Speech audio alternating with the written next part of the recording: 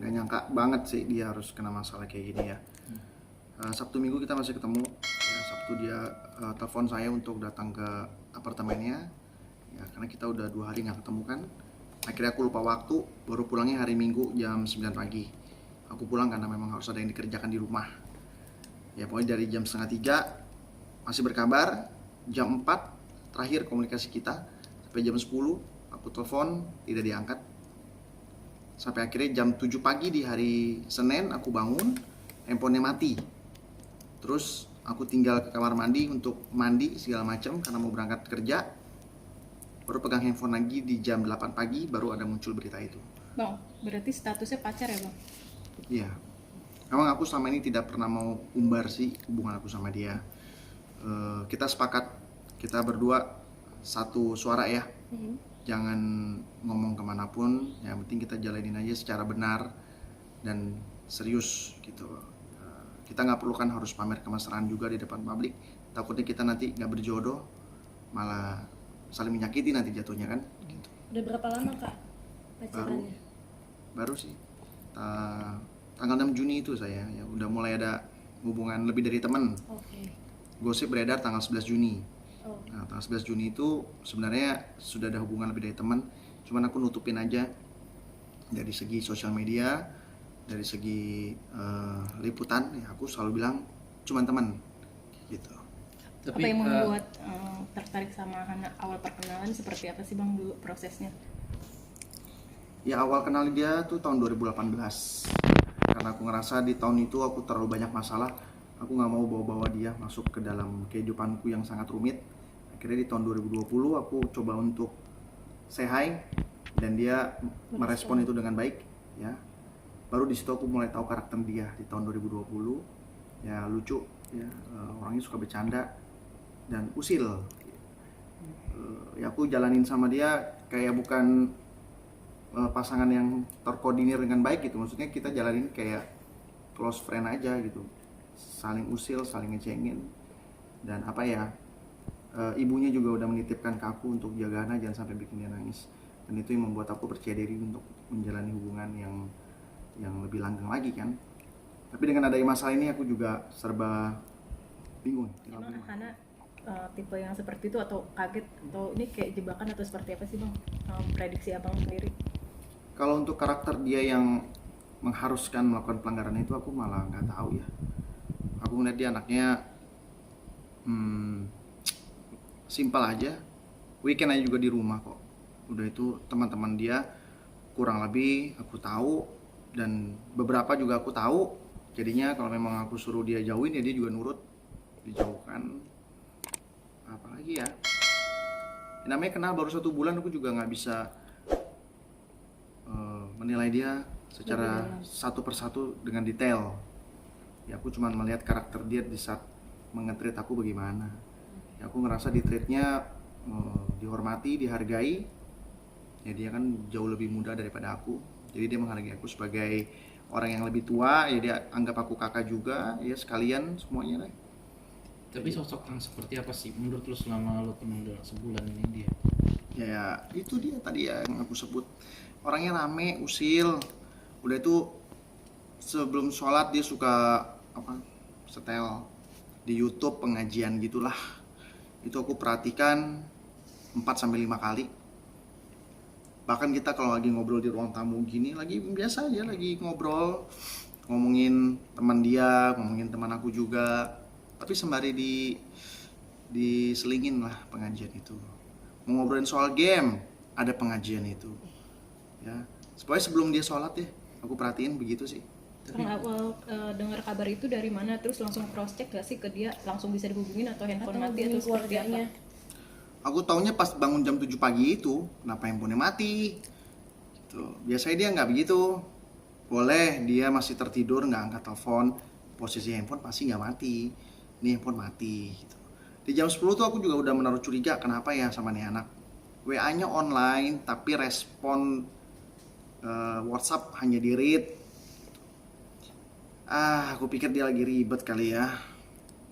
Aku ngerasa kayak ya udahlah, mungkin dia lagi nggak mau aku hubungin. Ya nggak taunya besok paginya ada masalah itu. pas ada di postingan media juga aku nggak perlu harus baca deskripsinya ke bawah. Aku tinggal zoom aja tuh postingannya, kelihatan kok dari kukunya itu, aku mengenali kukunya. Nah di saat terakhir ketemu Bang nih, maksudnya ada obrolan apa nggak bersama Hana? Terakhir nggak ada, Sempat pamit atau gimana Iya. pada saat sebelum? Terakhir nggak ada, dia nggak ada ngomong mau ke Medan. Tahu di Medan aja. Mm-mm. Emang kalau dari segi kerjaan emang nggak terlalu terbuka ke Mas Kris atau gimana sih? Untuk kerjaan dia kurang lebih kayak aku juga. Kita bekerja di dunia hiburan kan. Cuman padatnya pekerjaan orang di dunia hiburan itu kan beda-beda kan. Aku ngeliat sih dia sama, dia punya YouTube channel juga, sama dia ngerti syuting. Di hari Minggu ya dia sama sekali nggak ada kegiatan pada saat itu. Makanya aku izin pamit pulang. Gitu sih. Hari Sabtu juga dia nggak ada kegiatan apa-apa, makanya dia kontak saya untuk datang ke sini, aku kangen katanya. Oh ya udah oke. Berarti bukan yang tipikal kalau ada job pertimbanginnya ke pacar gitu. Enggak Kamu dong. mau ngambil ini boleh gak atau gimana? Konsultasi mungkin. Tipe yang seperti itu bukan? Apa sih namanya, lebih sharing gitu loh kalau misalnya atau apa. Oh enggak, kalau untuk pekerjaan enggak, dia enggak ada sharing gitu. Cuman masalah case dia yang pertama aja dia sering sharing sama saya. Kecewa nggak bang? Tahu-tahu udah ada di Medan, nggak laporan, terus tahu-tahu beritanya kayak gitu. Tahu lah ya. Nggak ngerti dah saya juga.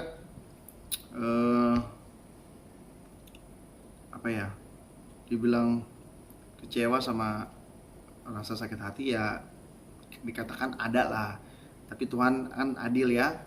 Kasih masalah ke saya yang jauh lebih besar di tahun kemarin. Jadi saya ngerasa masalah ini nggak ada rasa apa-apa. Itu aja. Tapi pada saat lu kan udah sebulan tahu berita tersebut. Nah, ekspektasi lu terhadap dia kayak gimana? Apakah lu berubah rasa lu atau kayak gimana? Pada saat tahu pemberitaan tersebut ya ternyata gitu. Aku menilai anak ini masih terlalu kecil, jadi aku melupakan case yang dihadapi. Aku cuma berpikir anak ini masih umur 23, nggak ngerti hukum sama sekali. Dan aku merasakan ketika jatuh, kalau orang-orang terdekatnya pada menghindar atau meninggalkan, itu rasanya menyakitkan. Jadi aku nggak mau aku melakukan hal tersebut kepada pasangku yang ini. Jadi aku buang jauh lah masalah case yang lagi dihadapi. Bang, kan dia izin sama keluarga untuk foto pemotretan ke Medan itu. Emang dia suka nerima job keluar untuk moto atau seperti apa sih sepengetahuan abang sendiri? Setahu nggak ada ya. Dia nggak pernah cerita sih soal masalah job desk dia apa. Kalau untuk masalah pemotretan itu kan mungkin ada dulu waktu belum kenal saya. Tapi selama sama saya nggak ada.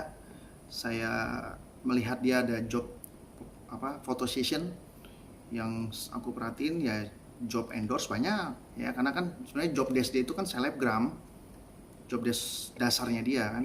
Mungkin beberapa ada program FTV ya yang aku lihat di media sih, aku akhirnya juga menyadari oh dia pernah main ini juga ya. Ya mungkin itu salah satu selingannya dia. Bang, ditransfer 20 juta worth it nggak? Maksudnya bener gak sih? Aku mesti tanya sama yang bersangkutan dulu ya, kebenaran berita itu fakta atau cuman pengembangan dari teman-teman media. Aku belum ada memastikan itu. Tapi Bang Kris udah coba nelpon ke keluarganya Kak Hana belum Bang? Sudah bertelepon tadi sore ya, melalui ponsel lawyernya atas nama Maci Ahmad. Ya itu lawyer aku yang dulu yang memang aku rekomendasikan ke dia. Aku udah bertelepon, terus aku lihat keadaan dia baik, ya dia sehat, mental dia baik-baik saja. Terus aku tanya udah mandi belum? Udahlah katanya. Terus gimana handuknya? Gimana peralatan mandinya? Ya semua sudah dibantu lah sama sama polisi yang berada di Medan untuk memperlakukan dia dengan baik. Ya untuk selebihnya updatean hanya dari pihak lawyer yang mengerti ya, karena posisinya mereka lagi ada di Medan nih. Kita tunggu aja lah kabar selanjutnya bagaimana. Kabarnya udah pulang? Yang kabar udah mau pulang nih, gimana tuh? Itu alangkah baiknya keluar dari lawyernya aja deh yang punya wewenang. Ya, aku juga dengar kabar, tapi nggak etis kalau misalnya itu keluar dari mulut aku, karena aku kan hanya sebagai orang terdekat dia aja yang nggak punya legalitas resmi kan. Tapi mau jemput atau mau buat surprise kedatangan dia bang? Ada rencana apa? Mau jenguk dia atau gimana? Kalau dia pulang dan aku sempat dan dia minta, ya aku lakuin. Tapi kalau dia bisa lakukan itu secara mandiri, atau mungkin kan juga di sana ada pamannya ya, yang ada pamannya, terus ada istri dari pamannya, terus ada lawyernya juga. Udah itu juga tim aku dari Denny Lubis juga ada di situ. Ya aku pikir Hana berada di orang-orang sekitarnya yang baik gitu, yang siap untuk menjaga dia. Ya aku rasa tidak begitu membuat aku khawatir yang harus banget menjemput dia sih. Tapi kenapa pas awal denger nggak kaget langsung berangkat bang? Aku posisinya kerja. Dia kan kena masalah itu hari Senin. Nah, Senin aku kerja. Dan aku juga belum rapid test. Gitu. Dan aku lihat juga waktu ada penerbangan dia ke Medan, aku nggak melihat dia ada jadwal rapid test. Aku nggak tahu dia lagi packing, pokoknya serba nggak tahu deh. Tiba-tiba ada di Medan. Aku belum ada make sure dia secara persoalan itu.